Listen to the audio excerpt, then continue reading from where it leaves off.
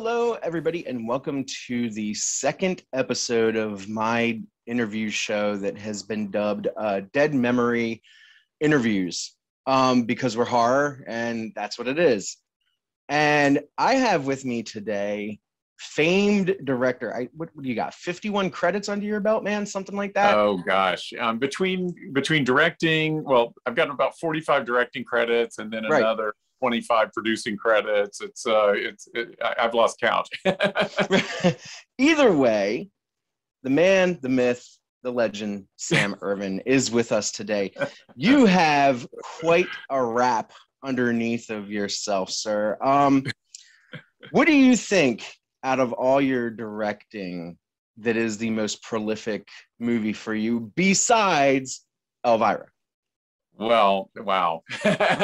Let's see. I mean, none of my films have been, big blockbuster hits or anything. They're all sort of, indie little movies, but or television, made for TV or whatever. My very first film, Guilty as Charged, I have a real soft spot for that. It's a dark comedic horror film with Rod Steiger, who plays a madman who kidnaps murderers and fries them on his own electric chair. And that was so much fun to do. And then I did two Oblivion films, Oblivion 1 and 2, we shot them in Romania. They were for Full Moon. They were Cowboys and Aliens, and it had George Takei and Julie Newmar and Carl Stryken from the Addams Family, and it just, amazing fun, and love doing that. It's hard to narrow it down. It's like asking, who's your favorite kid, or whatever. Right. I mean, you've also got like what, 5 or 6 Lifetime Christmas movies. 9.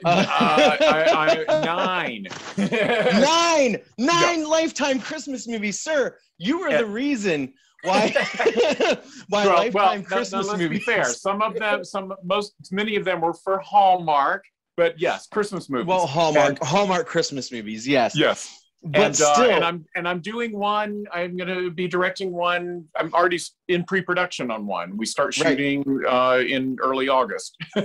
Now, I do have one question about the plot. Is it a nice-looking white woman who's from a small town that falls in love with a nice-looking white man from the big city? What are you talking about? That's never the premise of a Hallmark Christmas movie. Sure. Never. But it is exactly the one that I'm doing coming up. by some wild coincidence. And as we've discussed previously, I dedicate this entire interview to my mom. She's a huge Elvira fan, and also when I was doing the research, I had found out that you did the Hallmark and the Lifetime and stuff, and she's a big fan of both. So that also is another cool, like, holy shit thing for me. You know what I mean? That you've been in that respect, within my life without even you knowing that you were like that in my life. Wow. You know what I'm saying? That's fantastic. And I really do want to dedicate this to your mom, who is still with us, but not doing great. And so, my heart goes out to you and your family. I appreciate that, sir. Obviously I'm not going to talk about anything that we talked about for that. But the big thing that's going on this year is it's the 20th anniversary of Elvira's Haunted Hills. Yes. This is the second film for Elvira. Actually, wasn't this the last Elvira film? There was only 2, right? Yes, only 2. Yes, only 2. Mistress of the Dark was obviously her, first foray into films. I don't know. Did you ever direct her when she was doing anything on like the TV, like for the movies on TVs? Did you ever have like any directions on those things, or was this just strictly, Haunted Hills? Okay.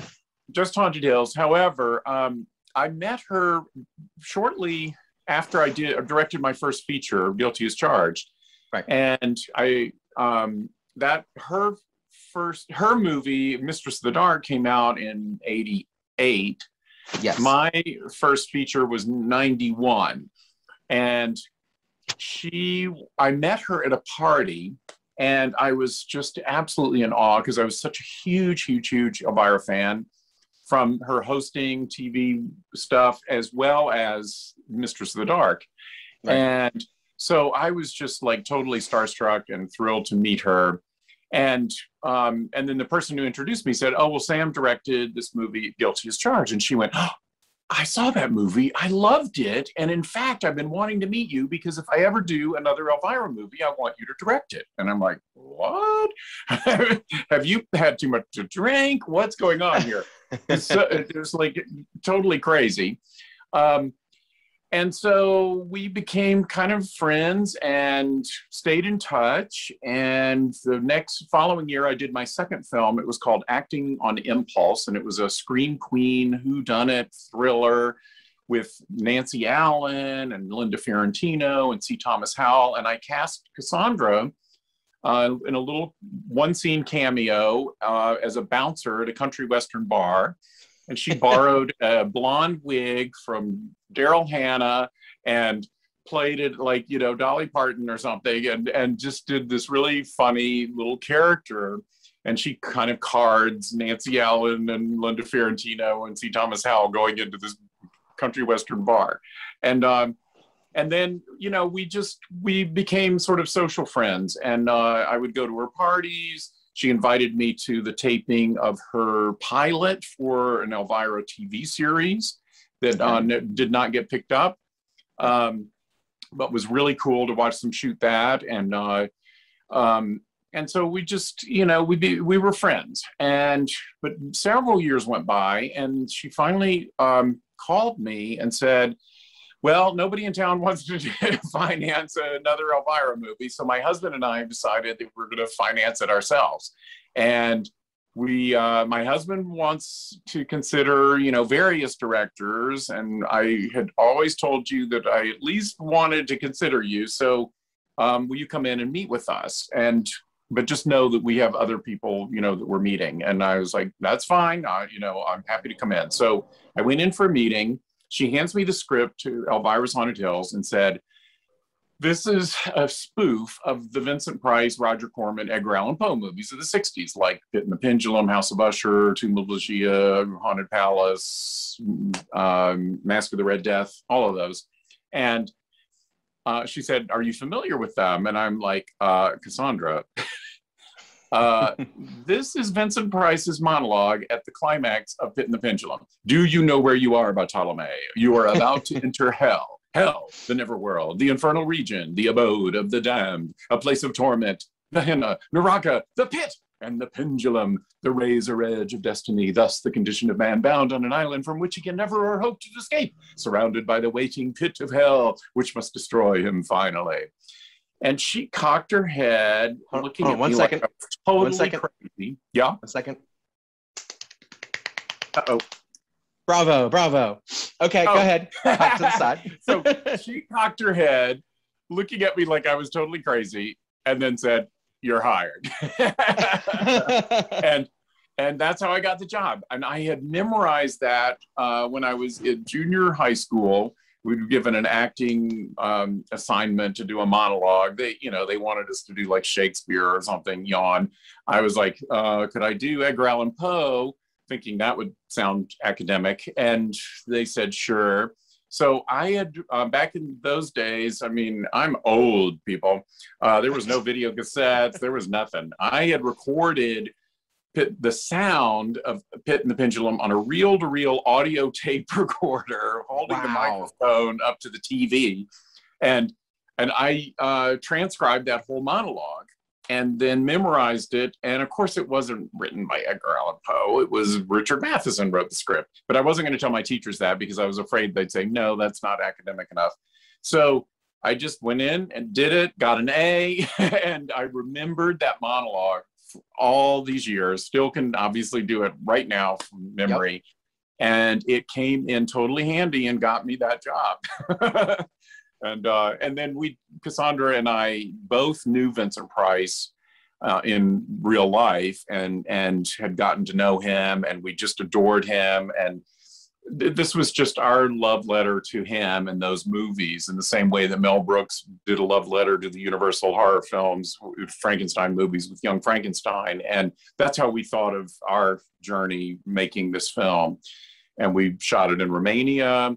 We ended up casting Richard O'Brien in the Vincent Price role. And Richard also was a huge fan of Vincent. And so knew exactly what we were spoofing. And it just couldn't have worked out better. And because we were shooting in Romania, originally Cassandra had already gone to Romania to look at castles, and she thought she was going to shoot it in a castle. And I was like, no. I've been in Romania. I did the 2 Oblivion films there. I've been to those castles. Either they're completely unfurnished with no electricity, way on the top of a mountain with dirt roads that have been washed out in floods, and we'd never get up there. And then what would we do when we got up there? We'd have to bring in everything. Or they're museums like Downton Abbey or something, with velvet ropes, and everything is pristine and perfect, and it's not going to look haunted, and they're not going to let us put fake spider webs or, do anything. You don't want to shoot in these castles.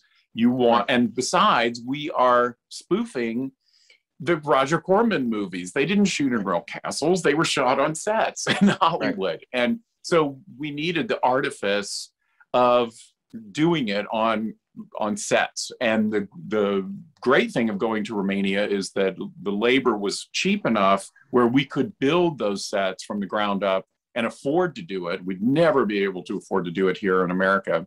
Right. And so I worked with our production designer, Radu Korchaba, who had worked with me on the Oblivion films. And I sent him the Roger Corman movies, and we're like, okay, I need the staircase here. I don't want a banister. I want it to just look like, the Dracula staircase or, whatever. And then in the dungeon, I want one dungeon with the scaffolding kind of wooden stairs, like in Haunted Palace. And then when our Pit in the Pendulum dungeon, it's got to look exactly like Pit in the Pendulum. And he did. I mean, it was just amazing. Those sets were the most beautiful things I've ever been able to have in any film I've directed.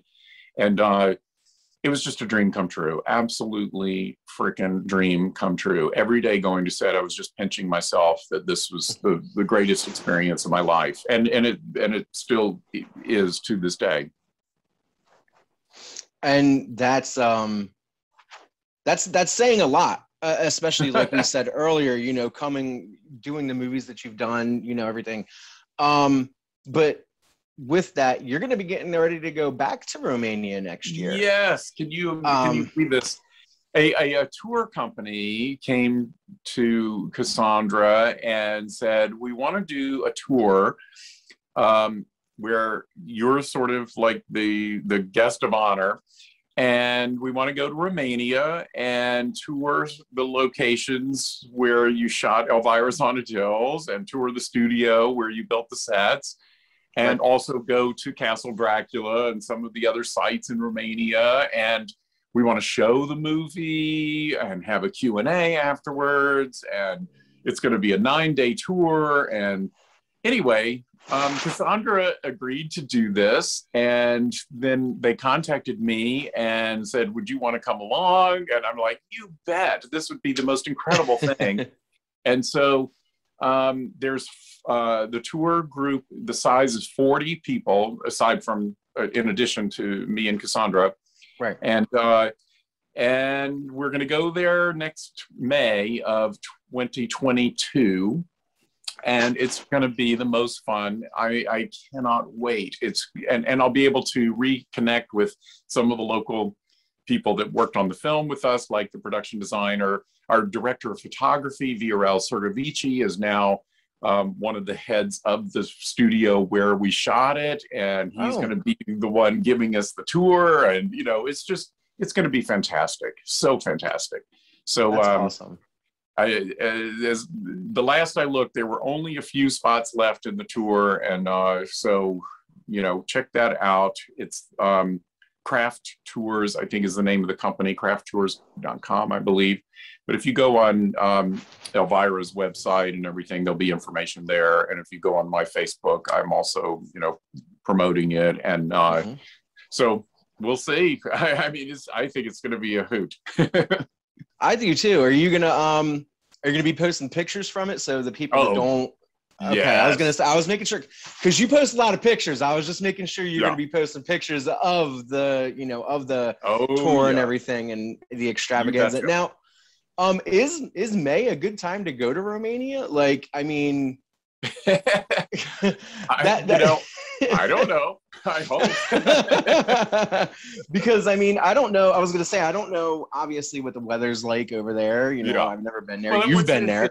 But yeah, I mean, the seasons are, fairly the same. I mean, it's not going to be snowing or anything like that. So right, no. I think we'll be good. I think we're on the same hemisphere, so it's fine. Yeah. But it might just be, nasty out, probably, or whatever. Maybe I don't know. But I mean, but it's par for the course over there. I mean, realistically. Yeah. So I mean, if you're going to go to Romania, you might as well go when it's supposed to be dreary. Exactly.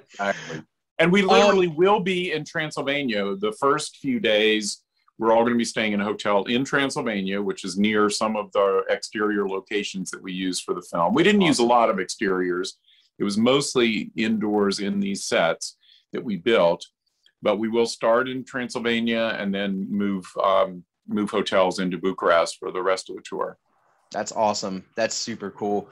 Now, speaking of, Elvira's Haunted Hills and everything, we were just talking about the tour and everything. I guess this is going to be a good time to talk about the 20th anniversary Blu-ray release from, is it Shout Factory or Scream Factory? Because technically they're the same company. Same company. It's Scream Factory, but of course that's the horror division of Shout Factory. Right. Yes, but like really, you said, yes. Company. Cool, because I had just worked with the people at Screen Factory on one of my favorite films of all time is Frankenstein: The True Story, which was a 2-part Frankenstein TV miniseries in 1973. It was an all-star cast. Michael Sarrazin played the creature. Leonard Whiting was Dr. Frankenstein. It had James Mason, Sir Ralph Richardson, Sir John Gielgud, Agnes Moorehead, David McCallum, Jane Seymour was the female creature. It's an incredible film, and it's been. It was made by Universal for NBC, and it's 3 hours once you take away all the commercials. And if you haven't seen it, you must. It's just one of this great unsung Universal Frankenstein films. It's just incredible. Anyway, I have been obsessed with this film since I saw it when I was 17 in 1973. I used to publish a fanzine when I was a kid called Bazaar, and I put it on the cover. And, flash forward 40 years, and I get a call from the editor of Little Shop of Horrors magazine saying, hey, we want to do a cover story on Frankenstein: The True Story. Do you want to write it? And I'm like, yeah, but I have so much to write about and so many interviews and everything that I can do. I need the whole issue.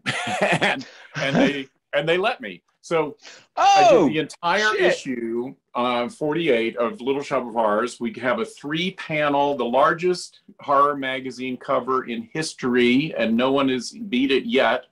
It's a 3-panel mural by Mark Maddox of the movie. I got Anne Rice to do the foreword. She, because this movie was the movie that inspired her to write Interview with the Vampire. And I won the Rondo Award for Best Article of the Year for this magazine that came out in 2017. Okay. Wow. This led to Shout Factory or Screen Factory deciding to do a restoration of the movie and put it out on Blu-ray of Frankenstein: The True Story. And it came out a year ago, March. Of course, right as the pandemic was starting, but it was kind of a good thing because people were looking for things to watch at home. I did the audio commentary and I did interviews with Jane Seymour, and I went to London and did an interview with Leonard Whiting for it. And we also, I interviewed Don Baccardi, who was the co-writer of the film. And at any rate, I'm really proud of this Blu-ray that Scream Factory did. And I just won about a month the year for this. And that's what this little sticker is for. That's freaking and so awesome. I'm really proud of that. When I heard that Scream Factory was, gearing up to do the Blu-ray for Elvira's Haunted Hills, I was like, yes, this is the coolest thing ever. So I'm really, really excited. And I'm excited that it's these guys doing it too, because they do such a great job promoting it, promoting their stuff. And they also care about the restoration of the film too. Like I've seen a lot of Scream Factory like restorations, and holy shit, man. They're good. They're good at their craft. Yes. And the restoration for Elvira's Haunted Hills, I have seen, and it is gorgeous. It's 4K. It just has never looked better. So, I mean, even if you've seen the film a bunch of times, you're going to want to see it again in this restoration. But what I'm most excited about, aside from all the fans of the movie getting this, is that this will be this community to introduce the film for. The film never got good distribution. Nope. There's so many people I talk to that go, Elvira did a second Elvira movie I didn't even know. And so this is really going to help get the word out and get people to see the film, which that just is the most exciting thing of all. It almost feels like I have a new movie coming out in a way. Yeah, it would, because as you said, I mean, coming from the household that I did, obviously I knew that there was a second Elvira movie and everything, but we riffed on Elvira, Mistress of the Dark, I think back in episode 11. And even on that, I was like, yeah, there's a second Elvira movie. And the people that were in the comments were like, get the hell out of here. What are you talking about? I was like, dude, no, there was a second Elvira movie. I know I'm not crazy. And I couldn't, at that point, I couldn't remember the name of it. But for some reason, Haunted Mansion kept coming into my mind. But obviously there's reasons why it was, because of the castles and everything. Haunted Hills. Haunted Hills. But I knew, like, after I looked at that, I mean, after I did that episode, I looked and I was like, son of a bitch, it's Haunted Hills. But and I remembered that ever since. But because, like I said, I grew up with that. I knew about it. That distribution deal. The distribution deal that you guys got was not good. It was terrible. It was horrible. And I hated that, because Elvira, regardless of I guess you want to say the flash in the pan over the 4 or 5 years of her big popularity, she still survived that. Like, her popularity is still there. No, and she's hugely popular. Yeah, and the fact that they didn't want to produce, a second Elvira film and give it the full potential that they could have, I was like, this is dumb. Like, this is stupid. No, it's like, really, really, really dumb. And it's just so frustrating, because if the film had gotten better distribution and had gotten out there and done well, we would have had more Elvira movies. And she's wanted to do them. I've wanted to do them. It's just like, oh my God, it's just been so frustrating. So for the 20 years that have passed since Elvira's Haunted Hills, she's tried to get projects off the ground, and just, unfortunately, because this one didn't do much, it works against her in getting a new one going, and that just breaks my heart. So and it's none of our faults. It's just this happens to movies. When the stars are not in alignment for the distribution and the marketing to work and all that kind of stuff, good little gems of movies can kind of fade into the background, and they just don't cut through the noise of other big stuff that's going on at the time. So we've had really bad luck, and I'm really, really hoping that this Blu-ray will turn that around, and people will start discovering this film, a little late in the game, but better late than never. So just a little question that I have in my head. Do you think if this movie does good that we could potentially see her want to get out there and do another Elvira movie? Like, I mean, you said that she's been playing around with it, and I think I'm kind of figuring this right here might be a make or break thing. Well, like, seriously, let's hope. It would be Fingers fantastic. Crossed. She, it's a lot of work to get into the Elvira drag. A lot of work. And she does not, as the years have gone on, she has wanted to do it less and less unless she's getting paid very well to make it worth her while. So, she's not going to do a no budget movie, she's going to want to get paid realistically, and she's going to want to have a decent budget and, all those kinds of things. So let's, there's some hoops that have to be jumped through, but my God, it would be incredible. So, I hope it were to happen. And it needs to happen, sooner rather than later. Yes. Yeah. It's just crazy to me that it hasn't. But at any rate, let's hope. But even barring that, I just am thrilled that of the possibility that our film is going to finally reach, audience members that have never seen it and be, become instead of being this secret cult, it'll now be a cult hit, maybe. Right. And the release is September 25th, right? 28th, September 28th. Okay. Just in time for the whole Halloween October season. And I am offering to anybody who wants to have their own watch party in their living room with friends or whatever with the Blu-ray, I will, for free, come visit you virtually after you view the movie to do a Q&A. And all you have to do is go on Facebook and go to private messenger, and we'll chat about, what dates I have open, what time would be good, and work it out. I will do anything to promote this movie. And I feel like that's something that could really be fun for people who, are going to maybe have watch parties anyway with the movie, and maybe encourage a few others who, will get the idea and want to do it. I've already booked several. I do have a convention, Monster Bash, that I'm going to in Mars, Pennsylvania on the the weekend of the 20 something. So I'm not available, there are a few dates throughout the month that I'm not available already, but contact me and we'll figure it out. Right. I would love to do it. And let me tell you, Sam is very responsive to messages. Yes, I know. This man will get back to you as long as he's capable within 5-10 minutes. Yeah. I so, more than anything, I am just so happy about this that, you're getting me at the right time. I'm going to, jump through hoops and bend over backwards to be available to promote this in any way I can.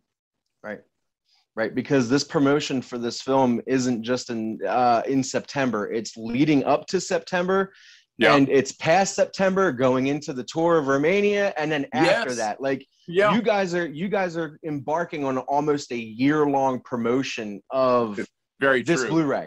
So, and on top of the Blu-ray and the tour, Cassandra also has her memoir coming out in September, and there's an entire chapter on the making of Elvira's Haunted Hills, which she let me read to fact check and to say, hey, you forgot about this, or, to give suggestions or whatever. I didn't have to do much of anything because it's freaking fantastic. And awesome. I know for an absolute fact that she wrote every freaking word in this book. She's been writing it off and on for several years. And there's no ghostwriter. This is Cassandra's baby. And I'm so excited for her. It's just, it's a real dream come true. And that book is coming out. It's called, Cruelly Yours, Elvira, I think, something. I'm embarrassed that I don't know the title exactly.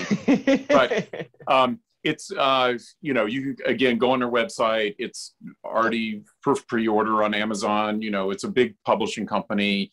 I think it's going to be a huge bestseller. And so, you know, she is going to be promoting that. But because there's a whole chapter on Elvira's Haunted Hills, there's all these great connections to help promote our movie. So it's all pretty cool.